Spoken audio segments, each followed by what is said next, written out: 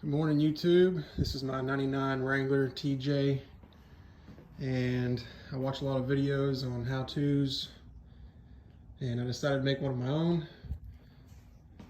I've already done the lift kit, I've already done radiator, thermostat, a bunch of other things. All you have to do is take apart your connector, fuel line, and vacuum line. Back here, you're gonna have 1, 2, and 3 bolts to take off the front of this skid plate. I've already put some PD blaster and broke them loose about a week ago. And then on the back here, on the back by the bumper, underneath the bumper, you're gonna have 1, 2, 3, and 4. These are not bolts, these are actually part of the gas tank straps that strap the gas tank into the skid plate to keep it from bouncing up and down. So the first thing you're going to do is take off these 4 screws, which will loosen up the filler neck, so when you drop the tank, that filler neck tube will come down with it. And once you've got those 4 bolts out with the gas cap, you can move around and see inside here. I don't know if I can really get a good view for the camera, but let's see here.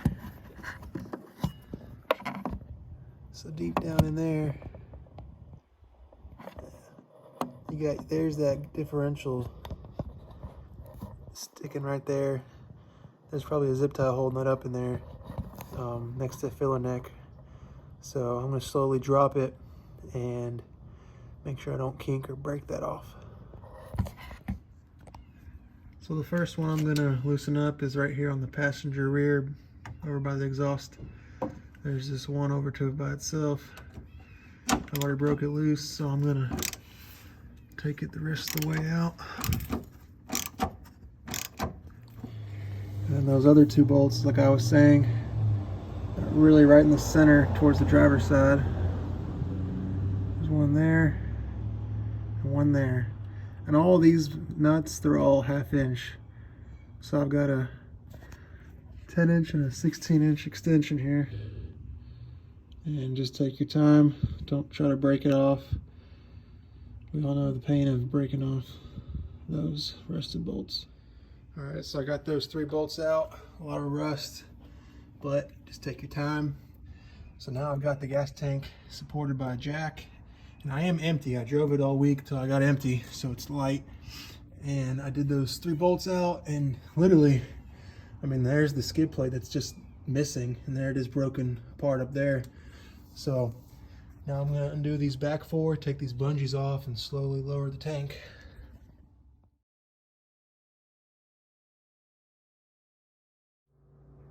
One more thing, also, I went ahead and disconnected the battery before I disconnect that fuel pump electrical system in the back. Next thing I want to do is make sure there's no fuel pressure in that line. Here on the fuel rail, there's a Schrader valve. I haven't driven it in a few days, but still, there could be just a little bit of pressure in there. So on that Schrader valve there, you just want to press in here and release any fuel. I can hear it, but there might not be any in here, any pressure. No, we're good.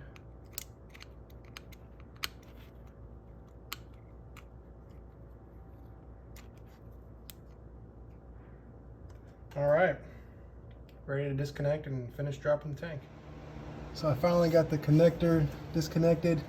That red tab, man, that was really caked with mud and dirt, so I had to take like a little pick here, clean it out real good, and take a real nice fine flathead and just ease it out. Once that clicked out, I pulled this out, and man, there's so much dirt in here. Connector looks nice and clean, which is good, but man, I'm gonna clean all this off before I put everything back together. All right, so with the connector off, I went ahead and took off that next line right here. I took it off here with the T-fitting because one right there and one on the other side. It comes into that T, because up here on this side it is really in rough shape and I don't want to break anything. I mean, that line is just rotted. But anyways, the third one right there, those two clips, you can pinch and squeeze those in, pull out. Might have a little fuel come out. And then we're ready to lower the tank, and then it looks like they have a little zip tie. I'll snip that off, and then I can lower the tank. All right, so I got that fuel line disconnected right there. As you can see, it had those two tabs on it. Squeeze those, pull it out. A little bit of fuel came out, not much, just like a little drop. So I went ahead and moved this line out of the way. Over here, I got that disconnected. Got that disconnected. And as I get ready to lower, there's these little things right here, like a little mini mud flap on the bottom here. And there's that differential line just sitting right there, not zip tied. So I'm just gonna make sure that it is out of the way here as I continue to lower, and that filler neck comes out with the tank here. All right, so got the gas tank lowered. And as you can see, it was just gone. Lots of rust. So, got those connections out of the way. Differential tube right there out of the way. Everything came out smoothly. Now my other thing that I'm going to do while I replace this skid plate and straps is I'm going to replace the fuel pump, just because 200,000 miles, I don't know when the last time it was done. And I don't have the best power on the highway trying to accelerate. That might help, might not. And slow crank starting up. I mean, I have a new battery and everything else has been replaced, so that's my only thing I can think of. Regardless, I'm going to replace it because I got it out right now and they're not that expensive. The other thing is, when I'm at the gas station, this thing takes forever to fill up. And I looked online on other YouTube videos. There's a little bobber valve in here that you reach up inside here and grab and click off, and it usually is stuck up when it's closed. So that might be my issue there. However, when I pulled this out, I looked at it. This filler neck was resting right on the frame, kinked. So that also, common sense tells me that's also the problem why it won't fill up fast. So, you know, just one thing after the other with this rust body sitting down an inch or two on the frame. It's causing a lot more problems than you could imagine. So I got this new skid plate and straps coming from Rock Auto, along with the fuel pump. It's like $200 for everything. So I mean, 5 years of driving like this, I think long overdue. So parts are on the way. When those come in, finish the install.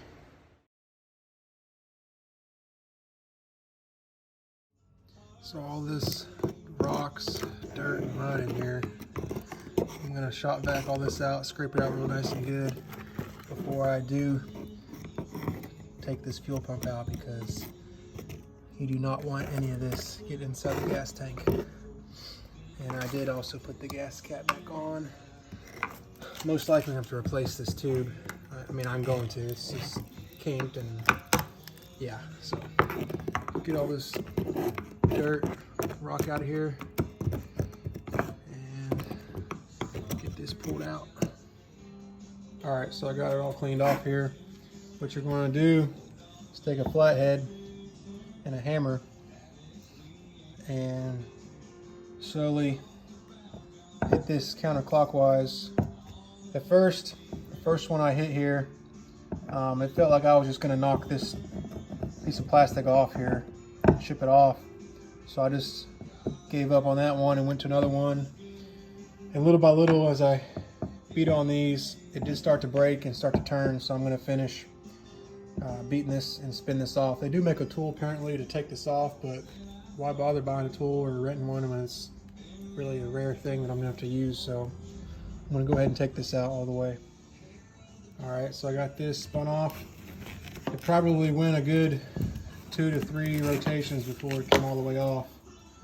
So I will reuse this. I'm going to clean it off before I put it back on there.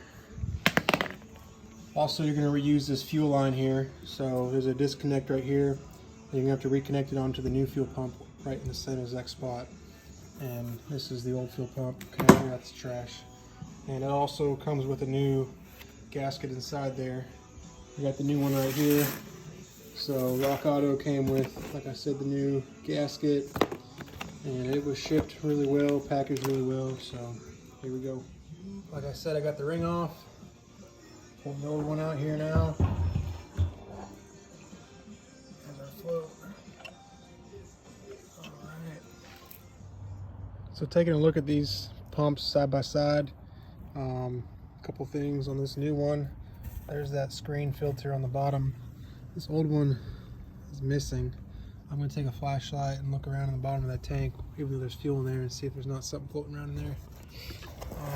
The top of this one has that metal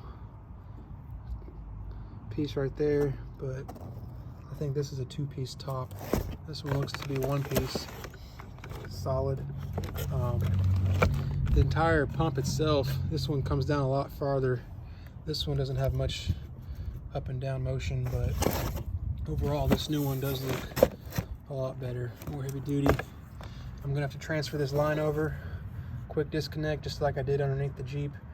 Undisconnect it there and take that tab off and transfer it over behind this cap onto the new one. Got our new gasket here for the new one. Pop it in. All right, so I took that clip off the old pump. Take this cap off and transfer this over to this side. Click right in just like that. All right. And sure enough, that old screen from the old pump, there it is, floating around here in the bottom of the tank. So I'm gonna reach in there and grab that out of here. So I pulled that out of there. Must have broke off a while back off the old pump. Look at that new filter, that new screen on there. Man, I mean, it almost looks like a tea bag, coffee grounds. It's just disgusting. And once you've got your new gasket seal on there, you're ready to drop her on in there.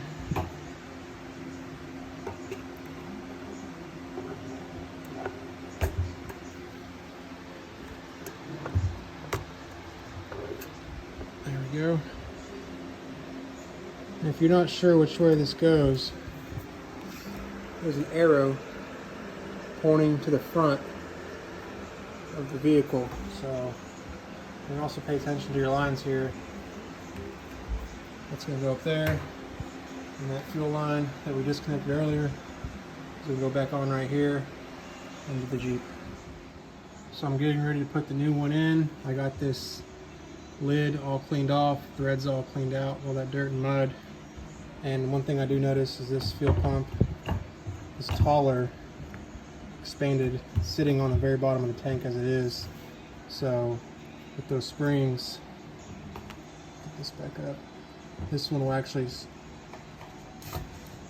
push it down in there, and then I'll be able to thread it and lock it into place.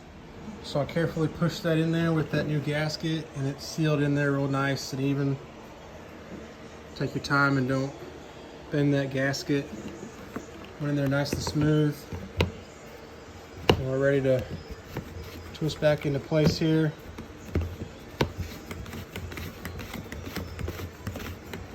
And then I'll go ahead and take that flathead hammer and get it real tight. So I'm having an issue trying to get that lid tightened back down. This new gasket is actually too big. You can see the thickness there, the gap, compared to the other one, which is a lot thinner. And also, there's a big lip right here on the top compared to the smaller one. So I'm going to clean this off and stick this old gasket back on here, and that should get it more snug on the ring. So the old gasket worked. It's seated in there nice and snug and flat like the original was, but getting this threaded back on there was still a pain. Every time I thought I had it going, it would just pop back off. Just got to be real careful.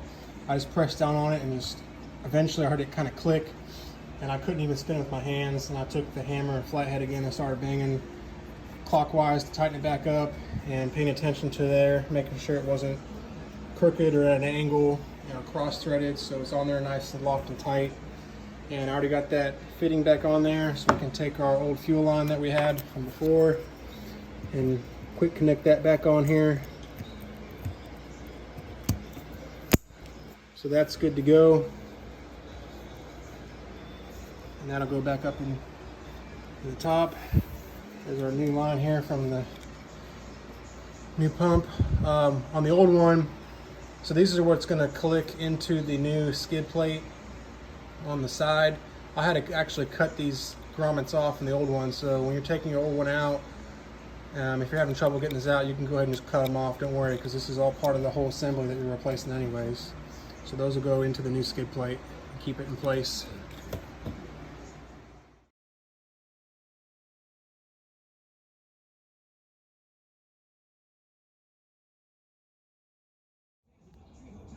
So looking inside the filler neck here, it doesn't look like your typical bobbers that I see in other videos.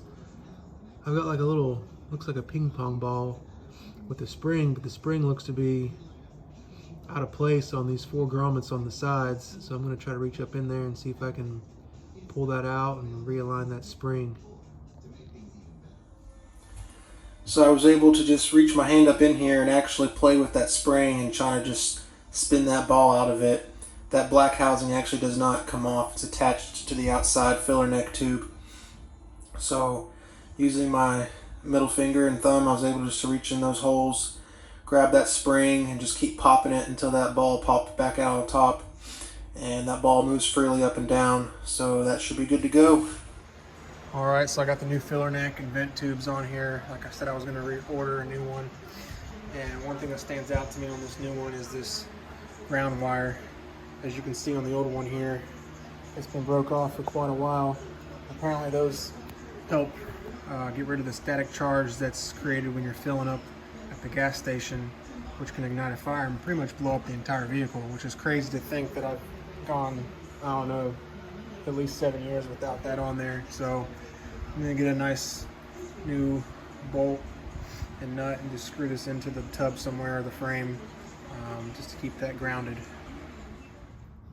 All right, guys, you want to talk about a little before and after? Check out the new skid plate here.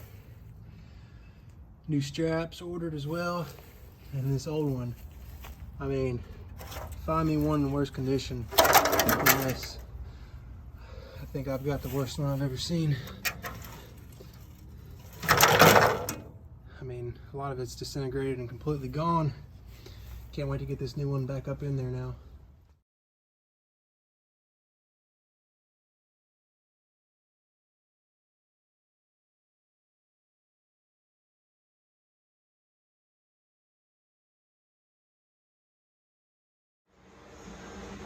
Got everything put together now. Got the tank set in here, straps put back in. All our connections are good to go. Everything's in place, ready to go. Now, depending on your Jeep setup, you know, I've got these 33s and 2.5-inch lift. I don't need jack stands underneath the back axle here to get clearance to set the tank under here. My recommendation, if you have a similar setup, is you can just set the tank on a piece of wood on the jack and then roll it under here. I had about 1 inch of clearance here. Roll right underneath here, and I just tilted it back and forth until I can get this filler neck up in here first on this side of the frame to go up into the hole. And remember your rear differential vent tube there. Make sure that doesn't get kinked or tangled. And then you can just go ahead and slowly start raising her up in there. And just watch all your angles here. And once I get it up here high enough, I'll start with 1 bolt on each side and continue to watch this filler neck. And while I've got it halfway jacked up to go back in, now's the time to go ahead while you got room to make your connections with your fuel line, electric line, and your vent tube there. So remember to reconnect all 3 of those back to where they were when you disconnected them. So I got all 3 connections hooked back up, locked and tight, clean that off as well. And now we're ready to jack up the last little bit, and line up our holes, and put our bolts in there. Little pit stop here. Just had scrap metal guy come by through the neighborhood. Perfect timing. I had him take my old exhaust that I replaced on the truck when I put the Roush on there. And I just had him take away that old skid plate just as I was bolting this one back up on there. So it's already gone. Got all 7 bolts tightened up, snug. That one all by itself over there. So 3 in the back, 4 in the front here. And I'm leaving these gas tank straps loose just in case that does move or settle as I lower the jack here.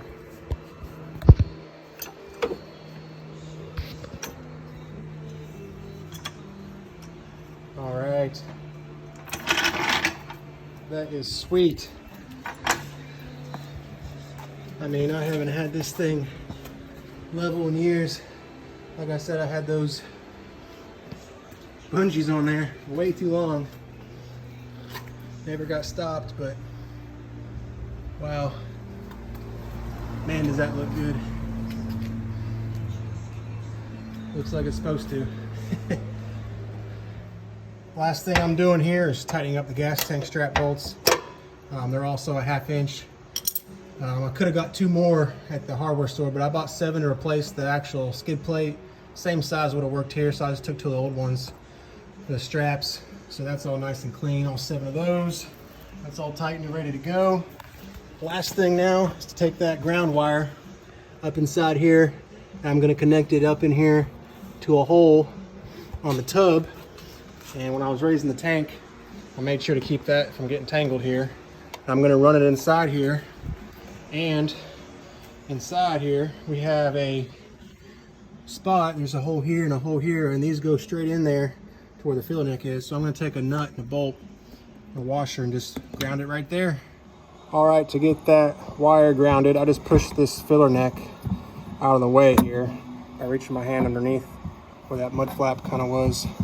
I reach my hand up in here and just tightening that bolt by putting one hand on the other side in the trunk there and just get this nice and tight. And then now I can take my filler neck from underneath here and push that back up inside here. Just going to screw that back on. So we are all tightened back up. Gas cap fits. Perfect. Everything's good to go. Underneath. All out of the way. Got our ground here. Nice and tight and grounded. Gonna connect the battery here. Start her back up. Let's see how she does. All right, moment of truth here.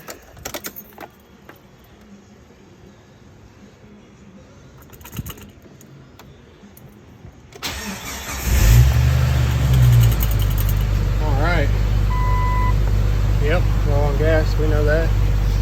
Well, that started up pretty smooth. Usually it's a long crank.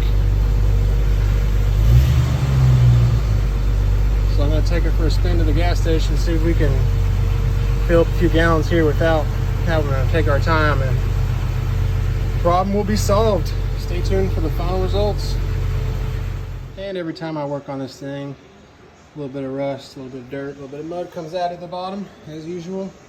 But, you know, I am going to completely restore this thing, head to toe, one by one. So fuel pump and skid plate are done. All right, everybody, so knowing the truth, after replacing everything, I'm at the gas station now.